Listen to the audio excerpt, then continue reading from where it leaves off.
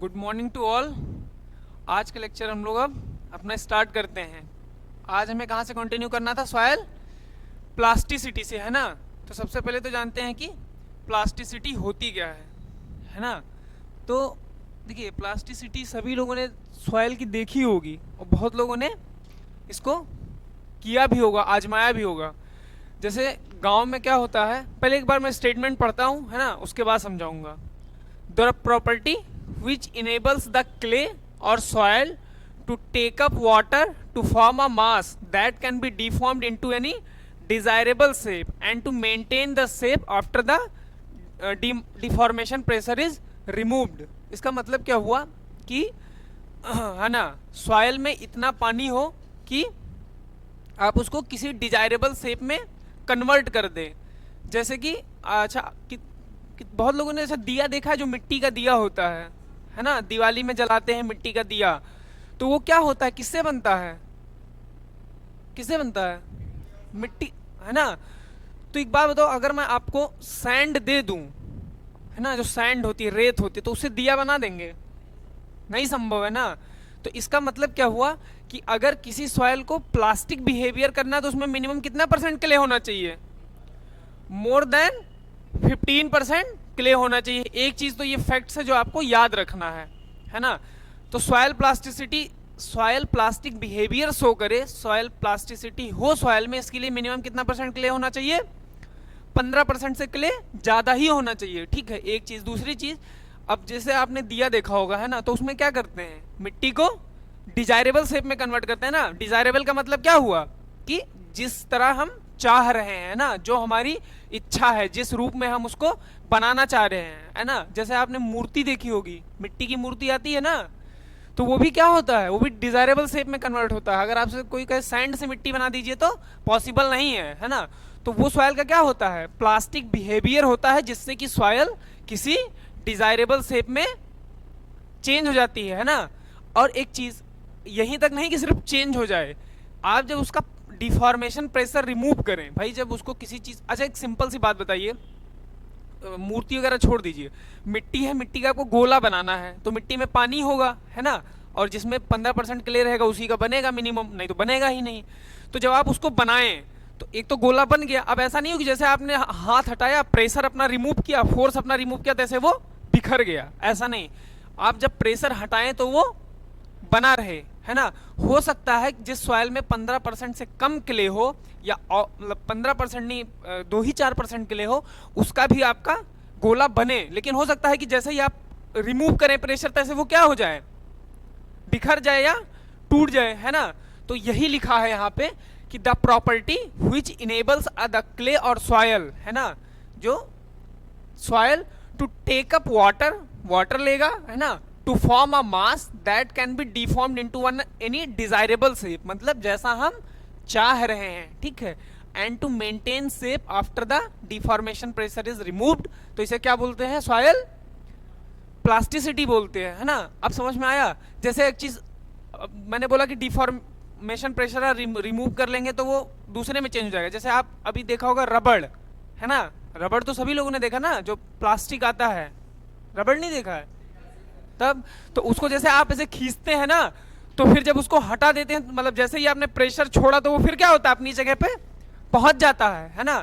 तो ये plastic behaviour नहीं हुआ।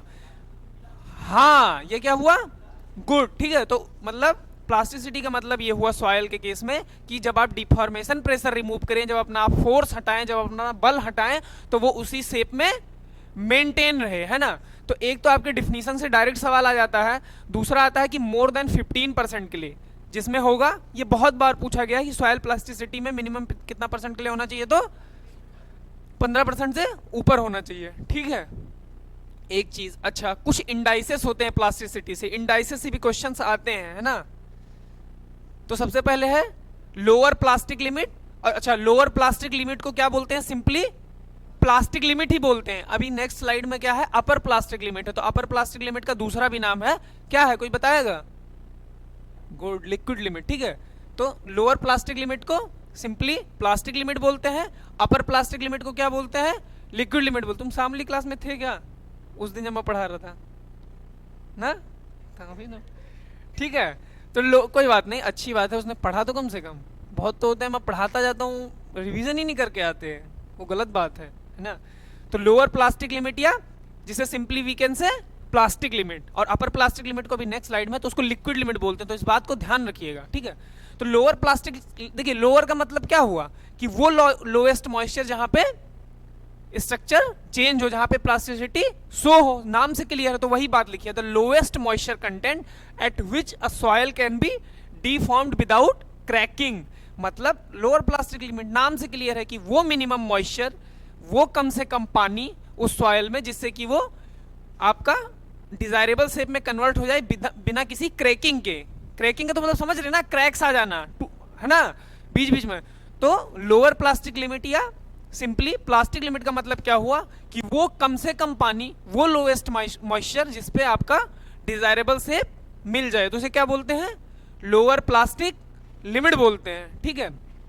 चलिए, the upper limit of moisture content of tillage operation, देखिए एक चीज तो ये बात रही, दूसरा क्या है, देखिए लोअर पॉइंट किसका है, जिसपे सॉयल डिजायरेबल शेप में आ जाए, और ये किसकी अपर लिमिट होती है, तो टिलेज ऑपरेशन की ये अपर लिमिट होती है। क्यों?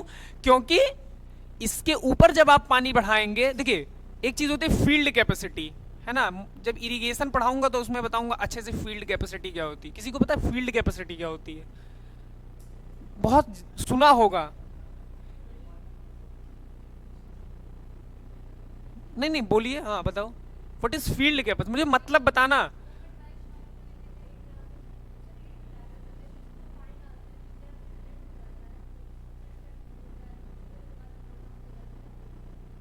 हाँ आप थोड़ा बहुत सही है, लेकिन वो करेक्ट डेफिनेशन नहीं है। फील्ड नाम है फील्ड कैपेसिटी, आप फील्ड को ओवन ड्राई कैसे कर देंगे?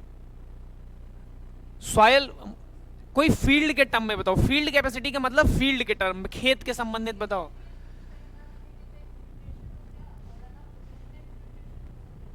हाँ सही है, लगभग लगभग सही है, थोड़ा सा लेकिन मामला है। देखो होता क्या है, फील्ड कैपेसिटी का बेसिक मतलब ये होता है कि मान लीजिए, मैं आपको एकदम लेमन लैंग्वेज में बताता हूँ कि जो गांव में भी आप लोगों ने देखा होगा, आप कितने लोग अच्छा खेती किए हैं वाकई में, जो कभी खेत में गए हैं, ऐसा नहीं सिर्फ रूम से ही ऑर्डर लगाए हैं, है ना, बहुत कम लोग गए हैं ना। पीसीपी नहीं किया यार आप लोगों ने? हाँ मूंग बोया था, पीसीपी नहीं पढ़ा बीएससी में? प्रैक्टिकल क्रॉप प्रोडक्शन भैया, दो दो कोर्स होता है, पीसीपी 1, पीसीपी 2, पीसीपी खरीफ, पीसीपी रबी। बस पढ़े हो, किए नहीं हो ना, करना चाहिए, ठीक है। तो देखो होता क्या है जनरली, जो लोग फील्ड में गए हैं, देखिए मान लिया आपने, शांत रहिए, देखो आपने इरिगेशन किया, है ना, सिंपली आपने क्रॉप को जितना पानी चाहिए था इरिगेशन किया, उसके 2 से 3 दिन बाद जितना पानी आपका इनफिल्ट्रेट करना होगा, है ना। अब इनफिल्ट्रेशन क्या होता है, परकोलेशन क्या होता है, ये सब मैं इरिगेशन पढ़ाऊंगा तब बताऊंगा, नहीं तो अभी मैं कहीं और चला जाऊंगा, ठीक है। पर सब में डिफरेंस होता है, ठीक है, infiltration, percolation, leaching, run of, बहुत डिफरेंस होती हैं, जब मैं वाटर पढ़ाऊंगा तब बताऊंगा, ठीक है। अभी के लिए समझिए कि मान लीजिए आपका फील्ड है, नाम है फील्ड कैपेसिटी, आपने क्रॉप को पानी दिया, पानी देने के 2 से 3 दिन बाद क्या होगा कि जितना इनफिल्ट्रेशन होना होगा, जितना परकोलेशन होना होगा, जितने लीचिंग लॉसेस होने होंगे, जितना रन ऑफ होना होगा, वो क्या होगा, हो जाएगा। उसके बाद जितना मॉइस्चर बचता है उस स्टेटस को क्या बोलते हैं, फील्ड कैपेसिटी बोलते हैं, ठीक है। तो जो लोअर प्लास्टिक लिमिट होगा वो अपर लिमिट होगा किसका, आपका टिलेज ऑपरेशन का, है ना, क्योंकि अगर इससे ज्यादा पानी बढ़ेगा, जब हम लिक्विड लिमिट पे आ जाएंगे तो पानी बहुत ज्यादा हो जाएगा, तो टिलेज करना संभव नहीं है। मान लीजिए मैं बोलूं कि एक खेत में पानी भरा है, उसमें आप टिलेज कर दे, तो पॉसिबल है, संभव नहीं है ना। तो इसीलिए लोअर प्लास्टिक लिमिट किसकी अपर लिमिट होती है, टिलेज ऑपरेशन की। लोअर प्लास्टिक लिमिट किसकी अपर लिमिट होती है, टिलेज ऑपरेशन की। ये कौन सी लिमिट होती है, अपर लिमिट होती है, ठीक है। इस बात को ध्यान रखिएगा, पेपर में आएगा। Tillage at moisture content above plastic limit results in smearing and puddling of soil. वही बात लिखी है कि जब लोअर प्लास्टिक लिमिट से मॉइस्चर बढ़ जाएगा, नमी बढ़ जाएगी, तो आपका क्या होगा, फिर पडलिंग का केस बन जाएगा, है ना, क्योंकि पडलिंग किसमें करते हैं, जब पानी हाँ, राइस में करते हैं जब पानी भरा होता है ना। तो समझ में आया कि what is lower plastic limit? समझ में आया नहीं आया? लोअर प्लास्टिक लिमिट का मतलब ये है, पहले वो उसका मतलब समझो। कम से कम उतना पानी, है ना, मिनिमम मॉइस्चर कंटेंट, कम से कम उतना पानी जितने पे किसी सॉइल को आप किसी डिजायरेबल शेप में कन्वर्ट कर सकें। और सिंपल भाषा में बताऊं कि आपने सपोज करिए आप दिया बनाने बैठे हैं, जो मिट्टी की दिया होती है ना। मिट्टी का दिया तो सभी लोगों ने देखा है ना, कि इसको भी नहीं देखा है? तो जो मिट्टी की दिया होती है, आप सपोज करिए खुद मिट्टी का दिया बनाने बैठे हैं, है ना। फिर आपने क्या किया, मिट्टी को लिया, है ना। तो उसमें क्या होना चाहिए, मिनिमम 15% से क्ले ज्यादा होना चाहिए, एक बात। दूसरी बात, अब आप उसमें पानी डालना शुरू कर रहे हैं, तो आप देखते हैं ना कितना पानी हुआ है अभी, कि जिससे डिजायरेबल शेप में कन्वर्ट हो जाए। तो वो मिनिमम पानी, मान लीजिए कि आपका 1 kg सॉयल है, तो मिनिमम आपने जब 200 ग्राम पानी डाला या 200 ml पानी डाला, तो फिर क्या हुआ, वो डिजायरेबल शेप में कन्वर्ट होने लगा। तो जो वो उतना मॉइस्चर होगा उसे क्या बोलेंगे, लोअर प्लास्टिक लिमिट बोलेंगे, है ना। अब समझ में आया? अरे यार, रोटी बनाते हो, जब आप जो फ्लोर होता है, आटा होता है, जब उसे आप गूंथते हैं, तो पहले क्या होता है, एक बैग थोड़ी आप पानी डाल देते हैं 1 लीटर, तो बर्बाद हो जाएगा, है ना। आप क्या करते हैं, पहले थोड़ा सा पानी डालते हैं, फिर देखते हैं डिजायरेबल शेप आ रहा है कि नहीं आ रहा है। तो वो मिनिमम पानी जिसपे आपका डिजायरेबल शेप आ जाए उसे क्या बोलते हैं, लोअर प्लास्टिक लिमिट। अब अपर प्लास्टिक लिमिट में और कुछ नहीं होगा, वो मैक्सिमम पानी जिसके बाद आपका डिजायरेबल शेप बनना ही ना शुरू करे। जैसे मान लीजिए कोई नया नया आदमी जब क्या कहते हैं आटा गूंथने बैठा, समझाने के लिए बता रहा हूँ, ठीक है, उसको सॉइल समझ लीजिए, सॉइल से रिलेट कर लीजिए। तो अब ऐसा होता ना कि कहते हैं आज तुम बहुत पानी डाल दिए हो, है ना, आज तो आटा अब नहीं बनेगा, है ना। तो वो मैक्सिमम पानी जिसके बाद अब गुंजाइश नहीं रही, है ना, तो उसे क्या बोलेंगे, अपर प्लास्टिक लिमिट। मतलब जिस इतना पानी के बाद जिसके बाद सॉइल किसी डिजायरेबल शेप में कन्वर्ट ही नहीं हो सकती, बहुत ज्यादा पानी हो गया, बहुत सॉइल गीली हो गई है, ठीक है। समझ में आया सभी को? अभी भी किसी को डाउट? ठीक है, होना भी नहीं चाहिए। तो सिंपली अपर प्लास्टिक लिमिट को क्या बोलते हैं, लिक्विड लिमिट। अभी एक इस स्लाइड के बाद लिखने के लिए दूंगा, ठीक है। तो देखो वही लिखा है, the moisture content at which a soil ceases to be plastic, है ना, इसके बाद प्लास्टिक हो जाएगी। It becomes semi fluid and tends to flow like a liquid under an applied force. मतलब अब इतना ज्यादा पानी हो गया है कि आप उसको अगर किसी शेप में लाना चाह रहे हैं तो वो बह जा रही है ना। मतलब आटा अब इतना ज्यादा हो गया कि आप जैसे उसको प्रेस कर रहे हैं तो वो इधर उधर बह जा रहा है ना। तो आप सभी को समझ में आया? ठीक है, गुड। अब तीसरा होता है प्लास्टिसिटी इंडेक्स। तो ये कुछ नहीं होता है, ये बस डिफरेंस होता है अपर प्लास्टिक लिमिट और लोअर प्लास्टिक लिमिट के डिफरेंस को क्या बोलते हैं, ये भी पूछा जाता है ना। इसीलिए पता है मैं स्लाइड में बहुत सिंपल भाषा लिखता हूँ, लैंग्वेज आपको समझ में आ रहा होगा, है ना। बहुत सिंपल सिंपल भाषा में लिखता हूँ कि एकदम ज्यादा ना आप लोगों को लिखना पड़े और ना ज्यादा बहुत ज्यादा समझने में दिक्कत हो, ठीक है। तो लिखा है soil with high plasticity index are difficult to plough. तो बस देखो अपर, ये किसका डिफरेंस होता है plasticity index, upper plastic limit का और लोअर प्लास्टिक लिमिट का। तो वही बात लिखी है, the soil with high plasticity index, जिसका प्लास्टिसिटी इंडेक्स हाई रहेगा उसको प्लोइंग करने में दिक्कत आएगी, है ना। सॉयल विथ एक्सपेंडिंग के लिए, अब एक्सपेंडिंग के लिए क्या होता है, नॉन एक्सपेंडिंग के लिए होता है, मैं मिनरलोजी में बताऊंगा जब मैं कैलियोनाइट मोंटमोरियलाइट पढ़ाऊंगा, ठीक है। तो जो जिसमें एक्सपेंडिंग के लिए होगा, जैसे कि आपका स्मेक्टाइट है, तो उसका क्या होता है, have high liquid limit and plasticity indices. अच्छा, इसको नापते किससे, एक और बात रही, measured by liquid limit device, इसी को बोलते हैं अटरबर्ग, है ना, इसी को बोलते हैं अपरेटस, है ना, ये सब इसी के नाम है, ठीक है। अब आप लोग लिख लीजिए कि सॉइल प्लास्टिसिटी क्या होती है। समझ में आया है कि नहीं आया, पहले ये बताओ। इंडाइसेस का मतलब होता है सूचकांक, है ना, ऐसे ही तो होता है इंडाइसेस का मतलब, सूचकांक, पैमाना। जैसे टेम्परेचर का पैमाना क्या है, क्या करते हैं, अच्छा, टेम्परेचर का पैमाना क्या है, सेल्सियस है, फारेनहाइट है और र्यूमर है और केल्विन है। किसी को रिलेशन पता है इसका, कन्वर्जन का, बताओ। आगे और दोनों का नहीं, और र्यूमर का R/4, है ना, R/4। वो छोड़ दीजिए, आपके काम का नहीं है। हाँ तो लिख लीजिए इक्वल टू R/4, है ना। आप लोग थोड़ा जल्दी जल्दी लिखिए, और जल्दी जल्दी कैसे लिखना है तो मैं बताता ही हूँ बाद में।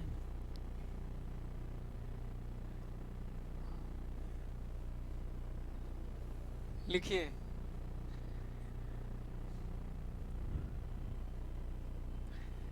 अच्छा, सभी स्लाइड विजिबल है ना आज? बस ठीक है। अब यार आप कभी कहते हो छोटा है, कभी कह रहे हो बड़ा हो गया। कोई बात नहीं, तो जल्दी जल्दी लिखो और अच्छी बात है।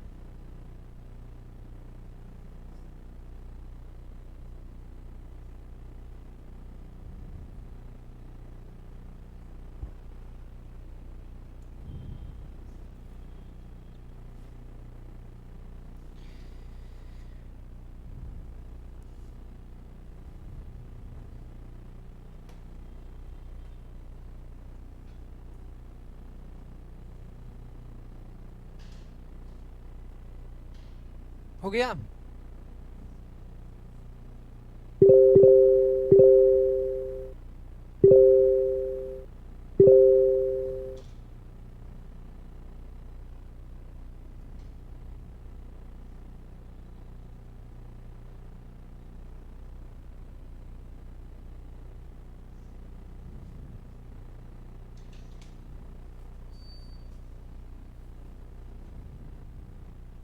इंटरनेशनल पिपेट मेथड किसने दिया था?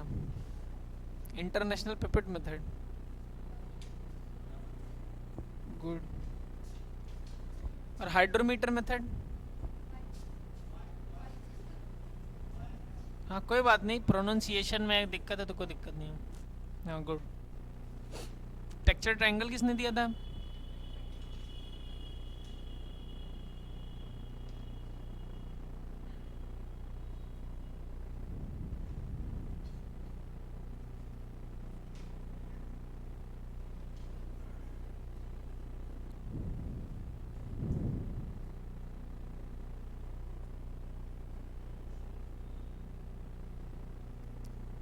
चलिए अगले लिखिए।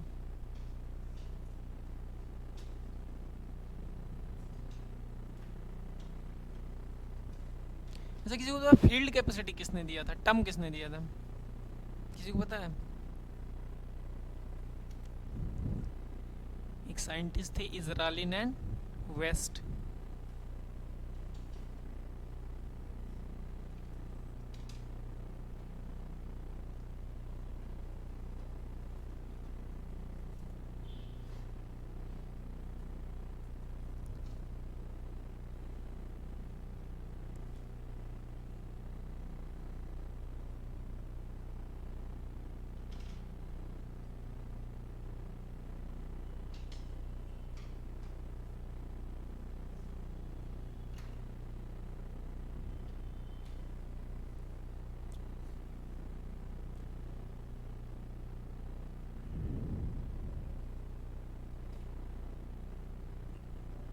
परेशान नहीं, वाटर मैनेजमेंट में पढ़ाऊंगा मैं।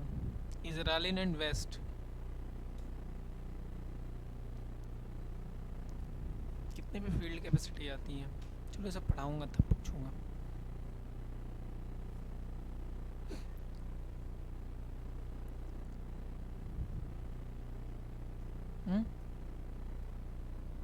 क्या चीज़?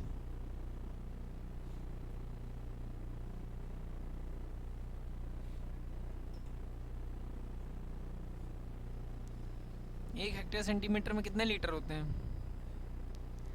1 hectare centimetre is equal to how many litre?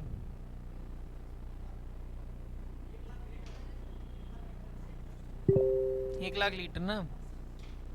ये सब पढ़ लो, सब पढ़ाएगा। एक हेक्टेयर में कितने मीटर स्क्वायर? तो एक हेक्टेयर सेंटीमीटर का मतलब क्या होता है?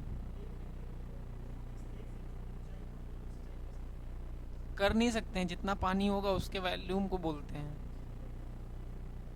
डेल्टा कुछ और होता है। Depth of water, depth of water को आप डेल्टा बोल देंगे। वो जब आप न्यूमेरिकल करती हैं तब डेल्टा का मतलब क्या होता है? डेल्टा का मतलब ये होता है कि क्रॉप को कितना वाटर रिक्वायरमेंट है, वो उसे क्या बोलते हैं? डेल्टा। जैसे मान लीजिए गेहूं को कितना पानी चाहिए होता है? हाँ अरे mm, सॉरी मैं तो कह दिया 500 क्या।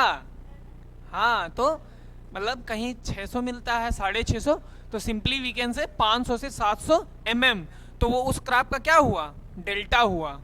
ठीक है, डेल्टा का मतलब ये नहीं होता सिर्फ, जल्दी लिखिए,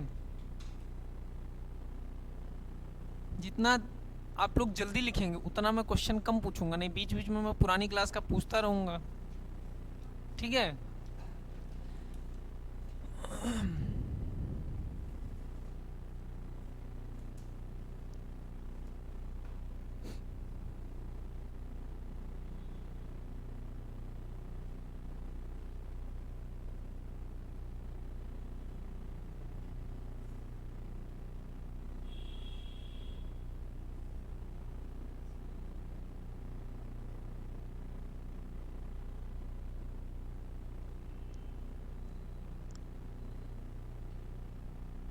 चलिए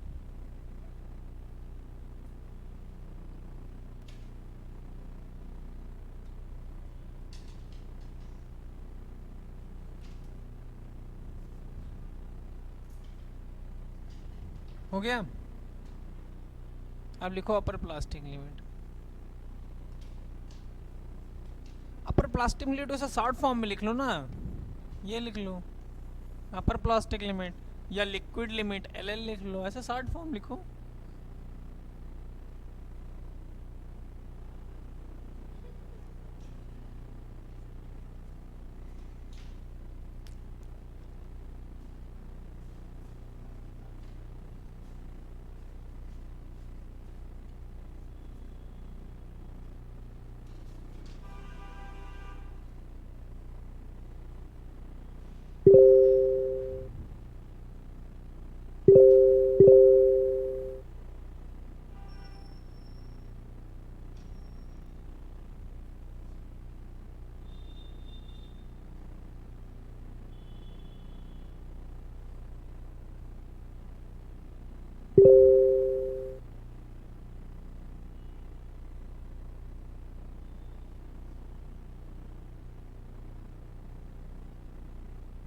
लिखिए जल्दी जल्दी लिखिए। कहाँ पे क्या करो, सीजेस लिखा है।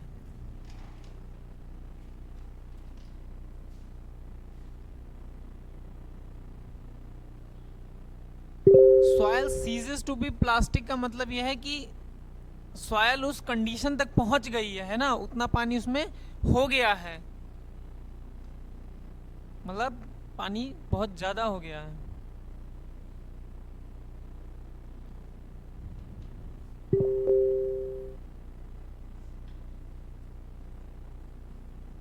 चलिए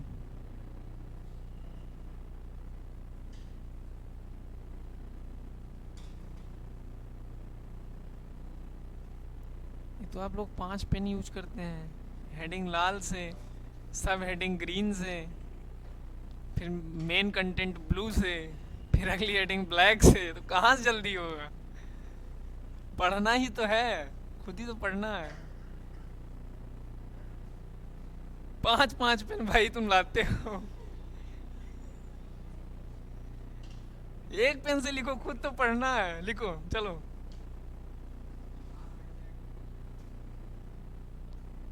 कौन कहता है,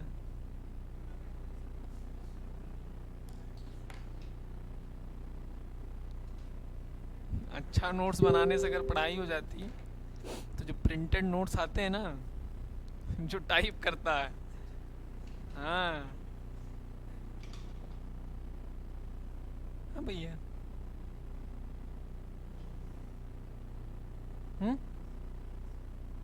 किसका मतलब, ये इसमें टाइट लिखा है, ये क्ले का टाइप है, मैं पढ़ाऊंगा क्ले में। स्मेकटाइट नहीं पढ़ा आपने, स्मेकटाइट में आते हैं आपके क्ले बहुत सारे होते हैं ना, ये लिखा तो है एक्सपेंडिंग टाइप का होता है। अब एक्सपेंडिंग का मतलब नहीं पता होगा आपको, एक्सपेंडिंग का मतलब फैलना होता है, उसमें मैं बताऊंगा। देखो किसी में हाइड्रोजन की बॉन्डिंग होती है, किसी में लूज बॉन्डिंग मतलब होती है, मतलब अलग अलग टाइप की बॉन्डिंग पाई जाती है क्ले मिनरल में, तो वो उस बात पर निर्भर करता है कि कैसी बॉन्डिंग है, वो मैं पढ़ाऊंगा, परेशान मत होइए। जैसे कैलियोनाइट है आपका, वो कैसा मिनरल है? 1:1 है। मोंटमोरिलोनाइट कैसा है? और अच्छा आपसे कोई पूछे क्लोराइट कैसा है?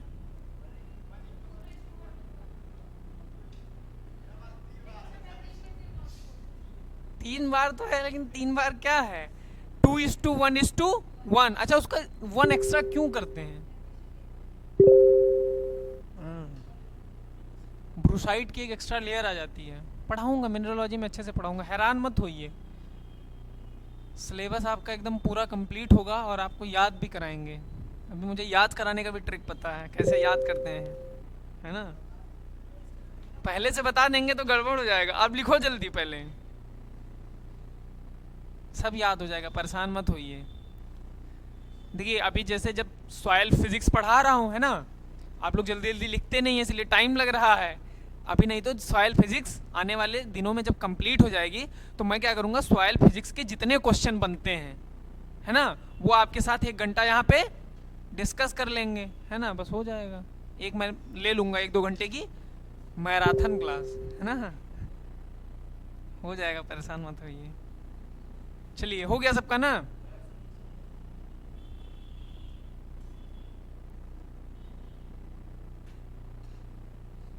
लिखिए, फटाफट लिखिए।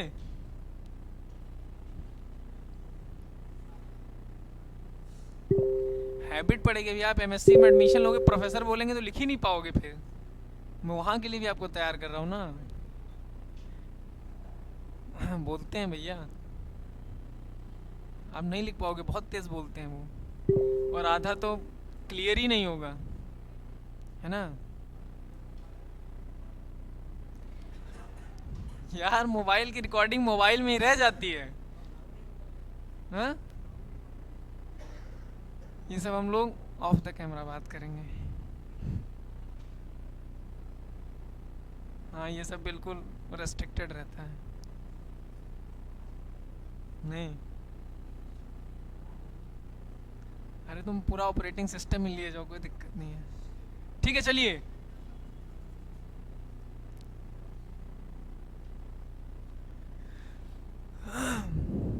क्या लिखा है? Measured by liquid limit device और एटरबर्ग डिवाइस। क्यों एटरबर्ग बोलते हैं इसे? इन्होंने दिया नहीं था, इन्होंने खोजा था, टर्म थोड़ी है जो दिया था। चलिए हम लोग नेक्स्ट शुरू करते हैं।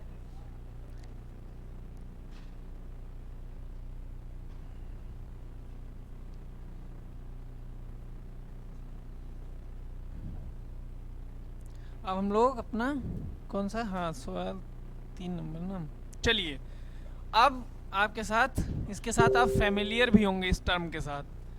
एक होता है कॉम्पैक्शन, कंसोलिडेशन, है ना, ये सब हम लोग पढ़ते हैं। कॉम्पैक्शन का मतलब समझते हैं? क्या होता है कॉम्पैक्शन का मतलब, बताइए। हाँ, कॉम्पैक्शन का मतलब क्या हुआ? प्रेस करना, है ना। तो यहाँ भी कॉम्पैक्शन देखो, एक होता है कॉम्पैक्शन, एक होता है कंसोलिडेशन। ठीक है, एक टर्म और है, अभी हम लोग डिस्कस करेंगे आपके साथ। तो सब में डिफरेंस होता है, कॉम्पैक्शन में, कंसोलिडेशन में। ठीक है, तो सबसे पहले कॉम्पैक्शन क्या होता है? तो सिंपली कॉम्पैक्शन का मतलब क्या हुआ? सॉइल को प्रेस करना, है ना, सॉइल को दबाना।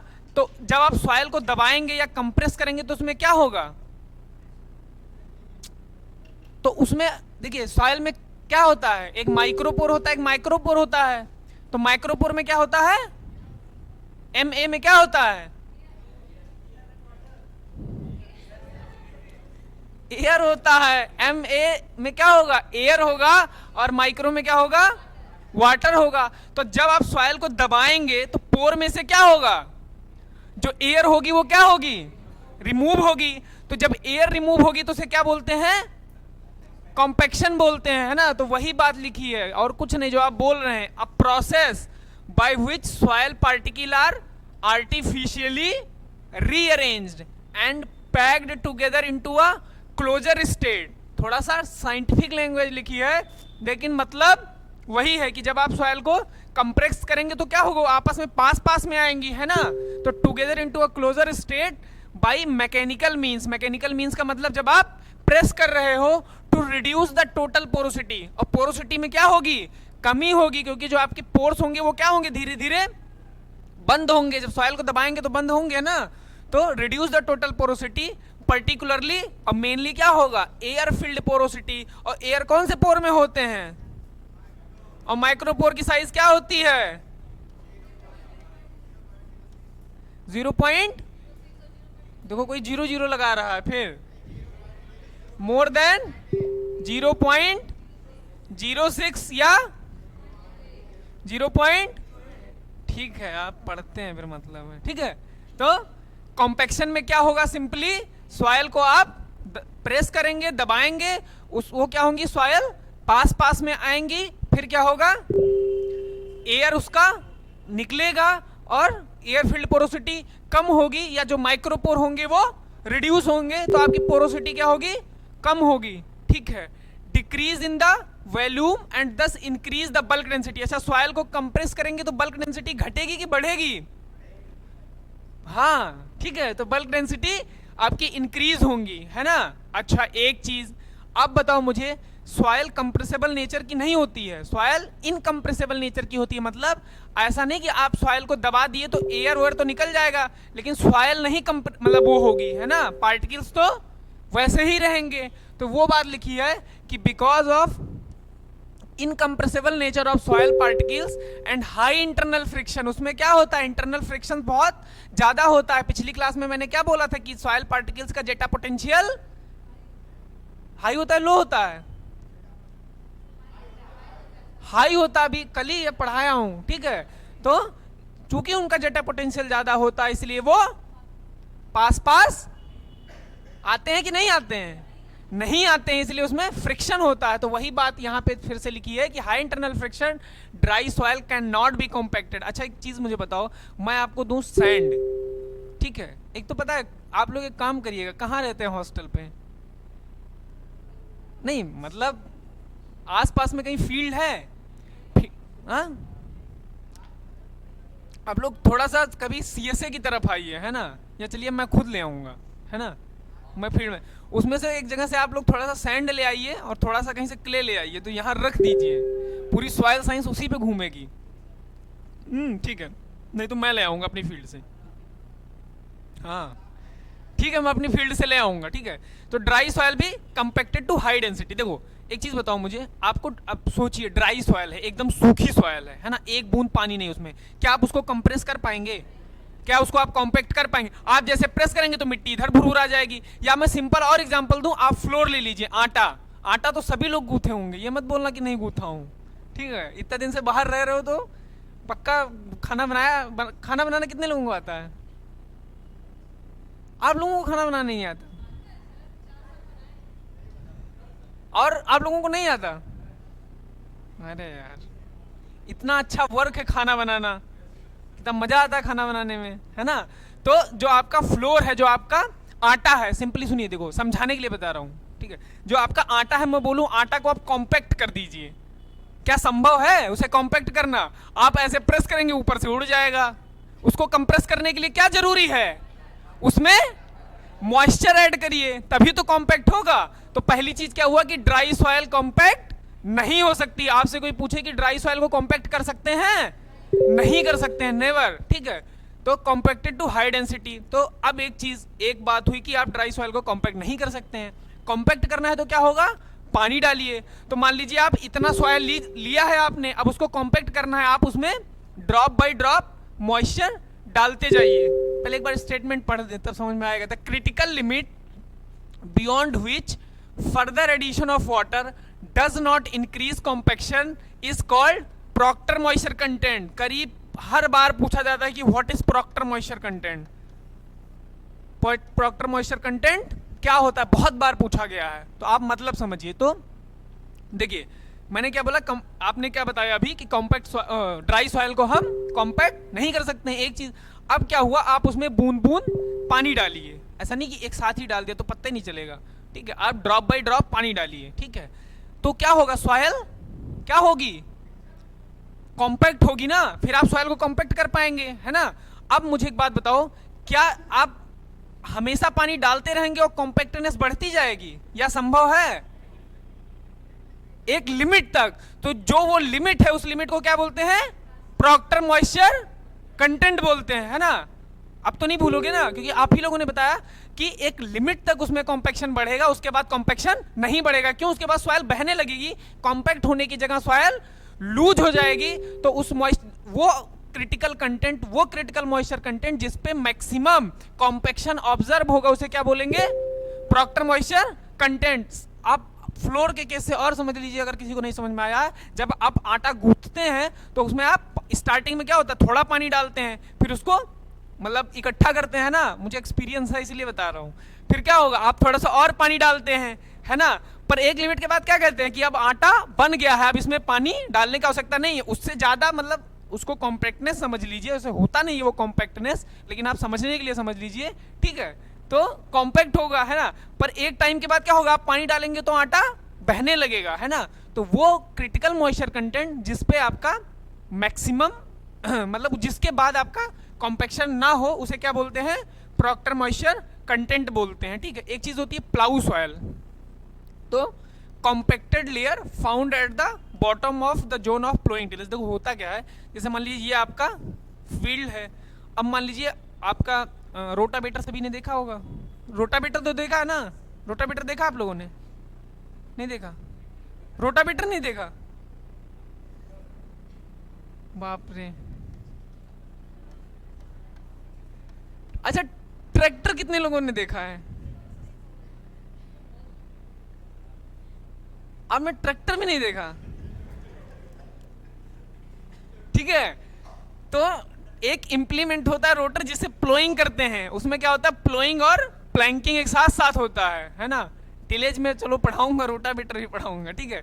तो उसमें क्या होता है, प्लोइंग और प्लैंकिंग। प्लैंकिंग का मतलब पाटा लगाना, तो जुताई और पाटा साथ साथ इसमें होता है रोटावेटर में। तो मान लो जो रोटावेटर की डेप्थ मान लो कि 5 सेंटीमीटर डेप्थ पे ये काम कर रहा है, तो जब आप लगातार 5 ही सेंटीमीटर पे हर बार जुताई करेंगे तो ये क्या हो जाएगी, लेयर हार्ड हो जाएगी, है ना। गांव में बहुत लोगों ने देखा भी होगा। तो इसे क्या बोलते हैं, प्लाउ सोल बोलते हैं, है ना। हाँ, इसीलिए क्या करते हैं, इन्वर्जन करा देते हैं जिससे कि ये लेयर ब्रेक हो जाए। यदि लेयर ब्रेक नहीं होगी तो क्या होगा, आपके इनफिल्ट्रेशन में दिक्कत आएगी, है ना। रूट्स आपकी एक्सपेंड नहीं होंगी, तो ये सब दिक्कतें आएंगी। तो उसे क्या बोलते हैं, प्लाउ सॉइल, जो कॉम्पैक्टेड लेयर पाई जाती है, ठीक है।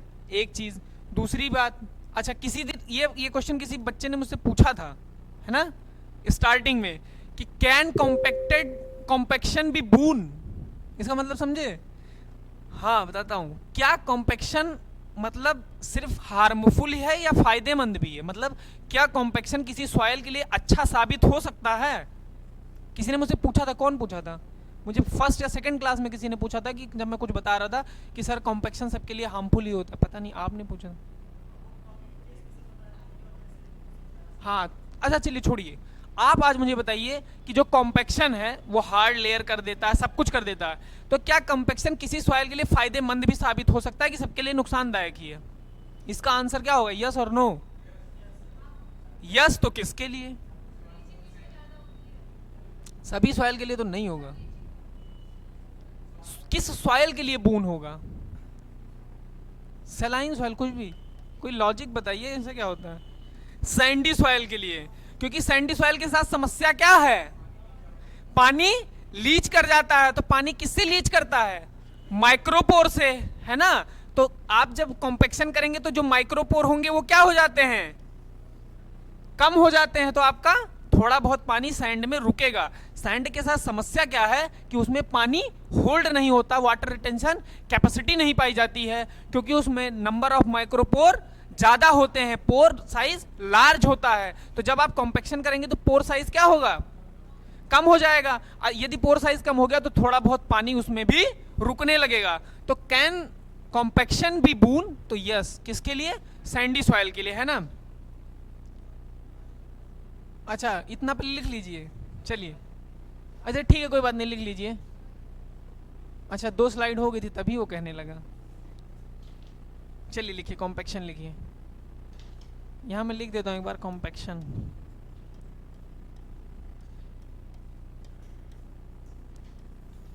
ठीक है, चलिए लिखिए, फटाफट लिखिए। तो कॉम्पैक्शन में क्या रिमूव होता है, एयर की वाटर? एयर, इस बात को ध्यान रखिएगा क्योंकि अभी आगे कुछ डिफरेंसेस आएंगे।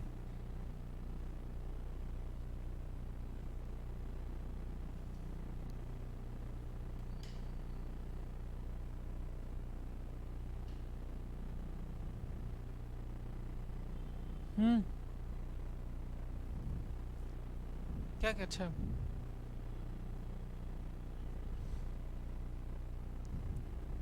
इधर रो खाली रहते, इसी पे बैठ जाया करो। कहाँ हवा आती है? इतनी भी ठंडी नहीं है।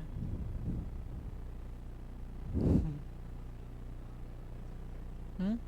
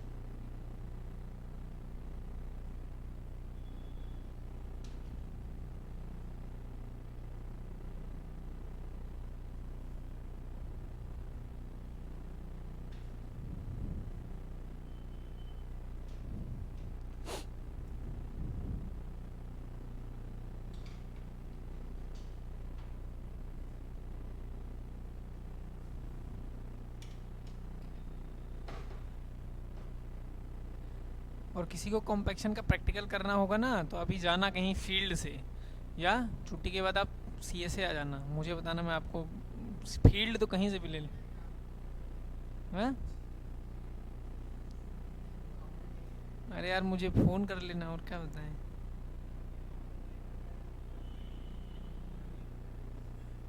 हाँ हाँ, इसीलिए आजकल हम लोग क्या बात करते हैं, जीरो टिलेज। जीरो टिलेज के अलावा और नई चीज़ क्या आई है, और भी नई टेक्नोलॉजी आ गई है ना। जीरो टिलेज भी उतना ज़्यादा वो नहीं है। तो हम लोग अब किसकी बात करते हैं, कंजर्वेशन एग्रीकल्चर की बात करते हैं ना। एग्रोनॉमी में आपको पढ़ाया जाएगा, कंजर्वेशन एग्रीकल्चर से सवाल कंटिन्यू आ रहा है ना। बड़ा टॉपिक है यार कंजर्वेशन एग्रीकल्चर।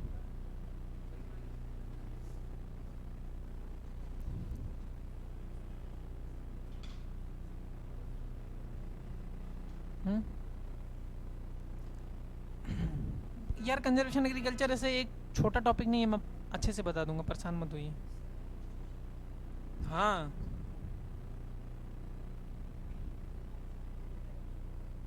क्या? अरे मेरे पास बहुत नोट्स है, ले लेना। ले लेना, ठीक है।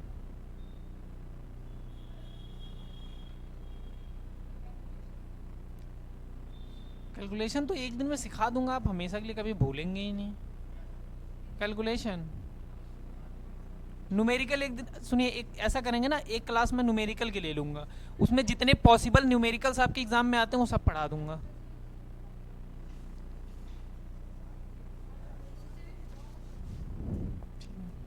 अभी आप लिखिए, जो पढ़ा रहे हैं वो पढ़िए।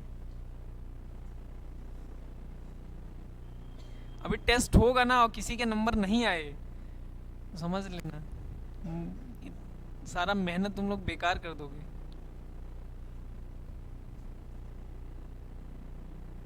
जल्दी जल्दी लिखिए आप लोग,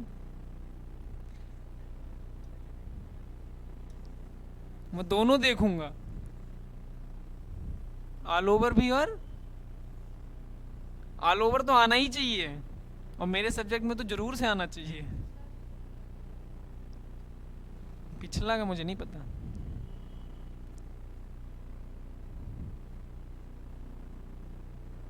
लिखिए, जल्दी जल्दी लिखिए भाई।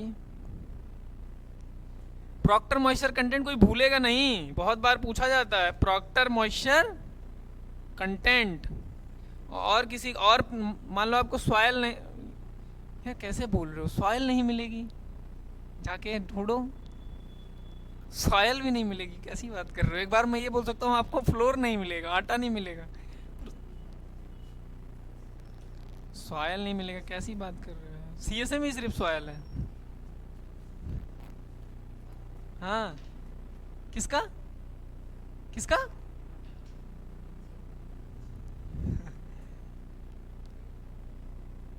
द क्रिटिकल लिमोन बियॉन्ड हिच का मतलब इसके बाद,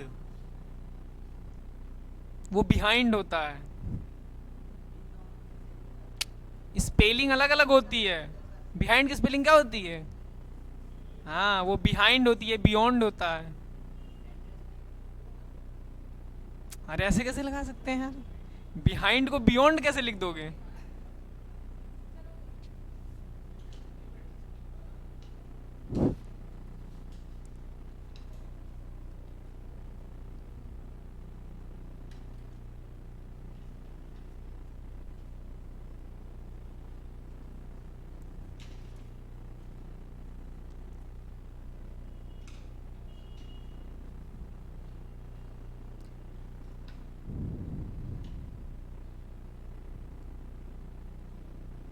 अच्छा, ये तो प्लाउ सोल लिखा है। अगर आपसे कोई पूछे प्लाउ सॉयल का वेट कितना होता है, प्लाउ सॉयल का वेट, प्लाउ सॉयल क्या होती है, तो प्लो सोल लिखा है, यही सोल की जगह प्लाउ सॉयल हो जाए, SOIL हो जाए, तो क्या होता है? प्लाउ सॉयल एक दिन बताया था क्लास में, बताइए। जो 15 सेंटीमीटर की सॉयल होती है उसे क्या बोलते हैं? प्लाउ सॉयल बोलते हैं, ठीक है। उसका वेट कितना होता है?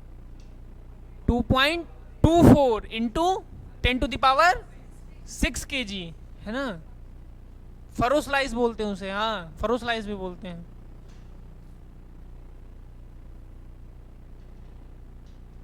चलिए आगे लिखिए, यहां तक हो गया था ना। अब आते हैं सॉयल।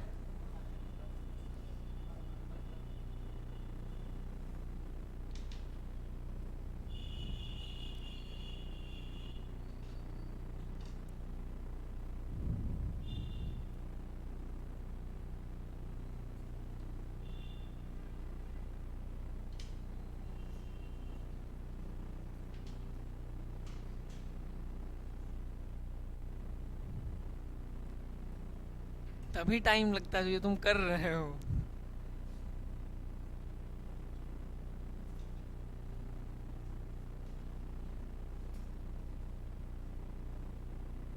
ठीक है, लिख लिया, जल्दी जल्दी लिखिए आप लोग।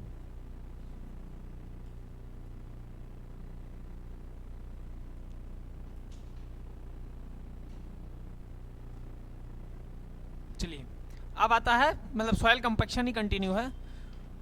तो देखो, सॉयल कंपैक्शन किस टर्म्स में बोल सकते हैं? ड्राई बल्क डेंसिटी, क्योंकि बल्क डेंसिटी क्या होती है कंपैक्शन से, घटती है या बढ़ती है? क्या होती है यार? एयर निकलेगी तो क्या होगी? बढ़ेगी। कॉम्पैक्शन होने से क्या होगा? अच्छा, बल्क डेंसिटी सरफेस सॉइल की ज्यादा होती है सब सरफेस की? सब सरफेस पे, क्यों? क्योंकि कॉम्पैक्शन होता है वहां पे। तो जब कॉम्पैक्शन बढ़ेगा तो बल्क डेंसिटी बढ़ेगी भैया, ठीक है। पोरोसिटी क्या होगी? यार अभी पढ़ाया है, पोरोसिटी घटेगी, bulk density, air permeability, air permeability का मतलब एयर का मूवमेंट घटेगी, हाइड्रोलिक कंडक्टिविटी। अब हाइड्रोलिक कंडक्टिविटी क्या होती है, यही नहीं पता होगा ना? ये पता है? पता है तो बहुत अच्छी बात है। देखो, हाइड्रोलिक कंडक्टिविटी, और कोई आंसर? और कोई आंसर? दोनों लोग सही हो।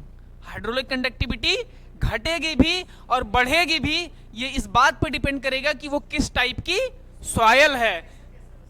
हाँ नहीं, सॉयल का मतलब यदि सैंड है, अब मैं बाद में पढ़ाऊंगा। हाइड्रोलिक कंडक्टिविटी और दो टाइप की होती है, सैचुरेटेड हाइड्रोलिक कंडक्टिविटी और अनसैचुरेटेड हाइड्रोलिक कंडक्टिविटी। तो saturated hydraulic conductivity Sandy soil की ज्यादा होती है और unsaturated hydraulic conductivity clayey soil में ज्यादा होती है। ये आपका वाटर मैनेजमेंट का पार्ट है। तो बस आप अभी इतना जानिए कि हाइड्रोलिक कंडक्टिविटी दोनों होगी, घटेगी भी और बढ़ेगी भी। ये इस बात पे डिपेंड करेगा कि सॉइल टाइप कैसी है और हाइड्रोलिक कंडक्टिविटी कौन सी है, सैचुरेटेड हाइड्रोलिक कंडक्टिविटी या अनसैचुरेटेड हाइड्रोलिक कंडक्टिविटी। ठीक है, चलिए सॉइल इन्फिल्ट्रेशन क्या होगा? अच्छा, इन्फिल्ट्रेशन रेट घटेगा, सॉइल स्ट्रेंथ बढ़ेगी। तो यहीं से अब देखो, यहां मैंने इसलिए नहीं लिखा एक एक लाइन, और मैं बढ़ा सकता था कि ये डिक्रीज वो इंक्रीज, यहां मैं इसलिए एक लाइन में रख दिया कि आपको समझने के लिए याद हो जाए, क्योंकि आप लोग खुद आंसर करिए, कॉन्सेप्ट यदि पता है तो। सीधी सी बात है, कॉम्पैक्शन होगा, बल्क डेंसिटी क्या होगी? बढ़ जाएगी। पोरोसिटी क्या होगी? घट जाएगी। हाइड्रोलिक कंडक्टिविटी का केस मैंने बता ही दिया, पोरोसिटी क्या होगी? घट जाएगी। तो वो इससे देखो कितने क्वेश्चन बन गए, 5-6 क्वेश्चन बन गए। तो मैं नीचे 5-6 लाइन और ऐड कर सकता था, लेकिन मैं इसलिए नहीं ऐड किया कि आप थोड़ा अपने दिमाग पे जोर दीजिए कि यहाँ क्या हो सकता है ना। तो वो ऐसे पूछेगा कि जब कॉम्पैक्शन बढ़ेगा तो पोरोसिटी घटेगी कि बढ़ेगी? तो आपको कोई कंफ्यूजन नहीं होना चाहिए। क्या आंसर होगा? बढ़ेगी। अभी भी किसी ने बढ़ी कह दी ना। ठीक है, soil compaction affects chemical, physical and biological properties. तो ये तीनों प्रॉपर्टी को अफेक्ट करता है। फिजिकल तो आप समझ ही गए कि आपका बल्क डेंसिटी वगैरह से है ना, और आपका जो ये बायोलॉजिकल है ना, बायोलॉजिकल भी अफेक्ट होगा, माइक्रोबियल पॉपुलेशन अफेक्ट होगी उससे, है ना। वो जब बायोलॉजी में पढ़ाएंगे तो वहाँ समझ भी जाएंगे कैसे होगा। ठीक है, जैसे अभी समझ गए हैं। It reduces the compressibility and permeability of the soil. तो बता ही दिया कि परमेबिलिटी घटेगी, है ना। अब आता है देखो, एक तो हो गया कॉम्पैक्शन, है ना, एक होता है कंसोलिडेशन और एक होता है कंप्रेशन। सेम टर्म देखो, सब मिलते जुलते हैं, कॉम्पैक्शन, कंसोलिडेशन और कंप्रेशन। अब किसी से भी पूछ लोगे ना तो वो डिफरेंस नहीं बता पाएगा। मतलब आप नॉर्मली किसी मतलब बच्चे से भी पूछ लोगे ना तो नहीं बता पाएगा कि कंप्रेशन कंसोलिडेशन में क्या डिफरेंस होता है। तो देखो, जो कॉम्पैक्शन होता है वो हम लोगों के इंटरेस्ट की चीज होती है। जो एग्रीकल्चरिस्ट होते हैं वो कॉम्पैक्शन की बात करते हैं, और जो सिविल इंजीनियर्स होते हैं वो किसकी बात करते हैं? कंसोलिडेशन और कंप्रेशन की। तो वही बात लिखी है, consolidation and compression are interest of the civil engineer for foundation work and highway construction, but compaction has great significance to agriculturist. तो हम लोग किसकी बात करते हैं? कॉम्पैक्शन की। ऐसे ही मैंने एक चीज और बताई थी आपको, पोरोसिटी और नहीं रिवीजन करते हैं आप लोग। हाँ, वाइड रेशियो। तो पोरोसिटी कौन डिस्कस करता है? एग्रीकल्चरिस्ट। और वाइड रेशियो सिविल इंजीनियर। मैंने बताया भी था कि इसके पीछे लॉजिक क्या है ना, तो मैं बताया था, तो आप पढ़िए भी। ठीक है, अच्छा, फैक्टर्स अफेक्टिंग कॉम्पैक्शन अभी आपको बाद में बताऊंगा। ठीक है, पहले आप लोग ये लिख लीजिए। अच्छा, इसको लिखने में ज़्यादा टाइम नहीं लगना चाहिए, विद इन 30 सेकेंड्स लिखिए। सॉयल कॉम्पैक्शन मतलब ये कंटिन्यू हुआ, नेक्स्ट पॉइंट बना के लिख लीजिए। यहाँ भी सॉयल कॉम्पैक्शन ही ऊपर हेडिंग है, पॉइंट वाइज लिखिए।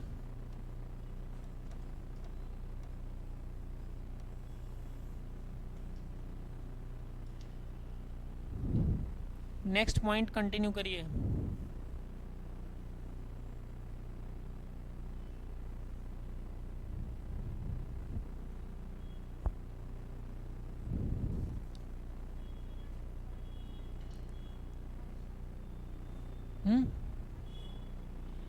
अब मैंने पढ़ाया नहीं था, बल्क डेंसिटी में 2 टाइप की होती है, ड्राई बल्क। यहाँ देखो एयर का एक्सक्लूजन हो रहा है ना, तो इसीलिए ड्राई लिखी है। हाँ भैया बताओ। हाँ हाँ, जो सैचुरेटेड हाइड्रोलिक कंडक्टिविटी होती है वो सबसे ज़्यादा सैंड की होती है, फिर सिल्ट की होती है, फिर क्ले की होती है। और हाइड्रोलिक जो अनसेचुरेटेड हाइड्रोलिक कंडक्टिविटी वो किसकी ज़्यादा होती है? सबसे पहले क्ले की होती है, फिर सिल्ट की होती है, फिर सैंड की होती है। ठीक है, लेकिन अभी देखिए परेशान मत होइए, आपको सब पढ़ाऊंगा, है ना। ये वाटर मैनेजमेंट का पार्ट है, तो उसमें क्यों क्यों सैचुरेटेड हाइड्रोलिक कंडक्टिविटी सैंड की ज़्यादा होती है ये भी बताऊंगा वहाँ पे। अभी यहाँ डिस्कस करने लगूंगा तो ये छूट जाएगा, है ना। परेशान मत होइए, मेरे पास कंटेंट एकदम भरपूर है, आपके एग्जाम के लिए एकदम सफिशिएंट है, परेशान मत होइए।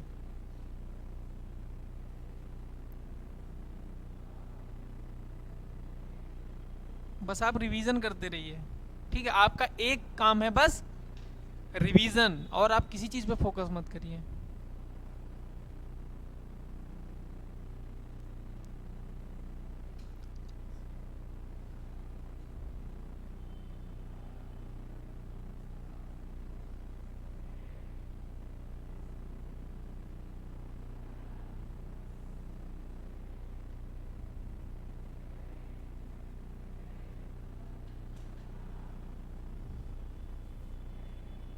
हो गया?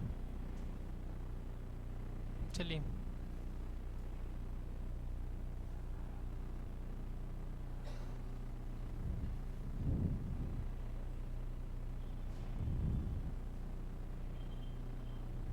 वाइड रेशियो का रेंज क्या होता है?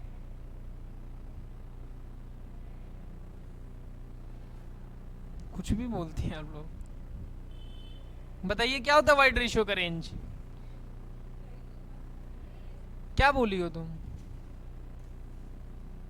कितना जीरो लगाती थी बताओ? तब आप लोग 20 नहीं पाएंगे, फिर टेस्ट में 20 नहीं मिलेगा यदि ये याद नहीं है। वाइड रेशियो का रेंज क्या होता है? 0.3 से 2। सब पीछे लिखाया है यार। यूएसडीए के अकॉर्डिंग सिल्ट का साइज क्या होता है?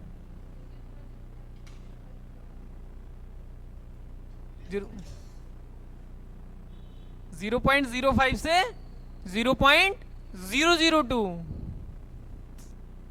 तब तो आप लोग 18 ही पाएंगे। पढ़ते नहीं हैं आप लोग, पढ़िए भैया। चलो इसको लिखो जल्दी से।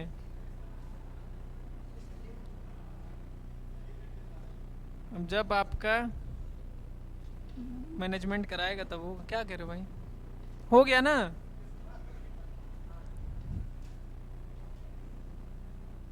चलिए, कोई थोड़ा बहुत छूटेगा तो हित मित्र से लिख लीजिएगा। चलो लिखो अगला। मित्र ही काम आते हैं।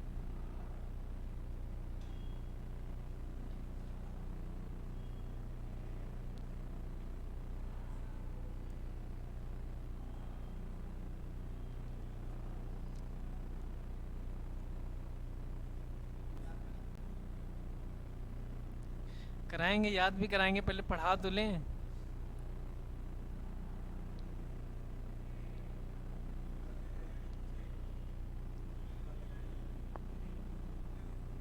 हाँ, अपने रूम पे यार कितने लोगों को बुला पाऊंगा मैं?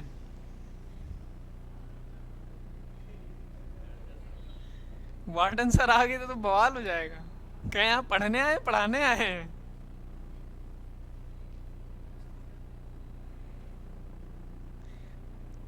अब ये सब पहले पढ़ लेते हैं, तब बाद में डिस्कस होगा, ठीक है? तुम सब तो जानते हो।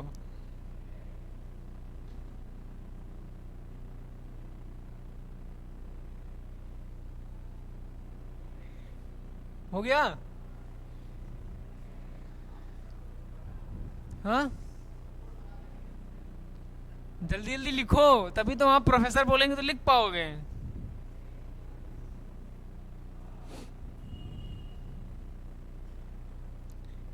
अभी तो ऐसे ऐसे तुमको महानुभाव मिलेंगे ना।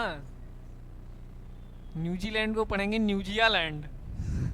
तुम समझ ही नहीं पाओगे क्या लिखना है, न्यूजीलैंड लिखना है कि न्यूजियालैंड लिखना है। हाँ, बहुत तगड़ी तगड़ी होगा। ऐसे ऐसे वर्ड मिलेंगे कि, ठीक है। चलिए यहीं तक है। वैसे मुझे पढ़ाना आज पता क्या था आपको? Factor of soil factor affecting soil compaction पढ़ाना था, कॉम्पेटिव इफेक्ट पढ़ाना था, कंसोलिडेशन, और यहाँ तक मुझे पढ़ाना था। पर चलिए कोई बात नहीं, ठीक है। तो लिख लिया सभी लोगों ने? आज के लिए हम लोग यहीं तक रखते हैं, ठीक है? Thank you very much, thank you all, ठीक है।